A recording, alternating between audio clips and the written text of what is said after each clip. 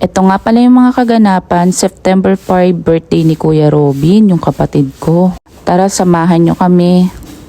Umaga nga pala nito, syempre as usual, ito nag-aalmusal kami kasama ng nanay ko. Ito lang yung almusal namin, pandesal na may star margarine tapos kape. Syempre alam nyo naman iinom tayo ng gamot kaya kailangan may laman yung sikmura. At ito nga maya-maya mga mare yung anak ko nagising na din siya at lumabas ng kwarto. Tamang nood lang siya dyan ng TV ng Tagalog version ng Teacher Aya. At syempre ito namang nanay ko as usual wala nang ginawa yan kundi maglinis at maglaba ng bahay. Ba't nilalaban yung bahay? Uy. Syempre pananghalian na ito ang ulam namin, ginataang tilapia na may pechay. O diba, solve.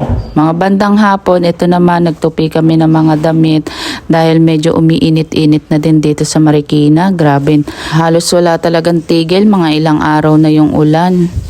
Tamang tupi at kwentuhan na lang kami dito tapos nanonood na lang kami ng nanay ko.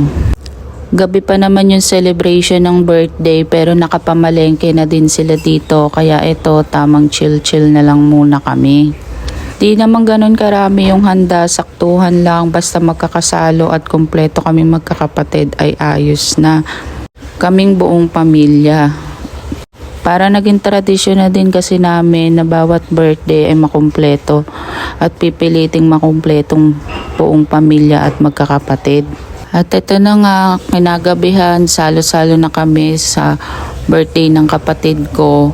Yung iba kasi halos mga pampulutan yung handa kaya alam nyo na di na din namin masyado nilagay dito. Pero tinikman na din namin yun syempre. Pag gantong salo-salo kami at kompleto, sobrang sarap ng kainan at kwentuhan. Yun lang mga mare, salamat sa panonood.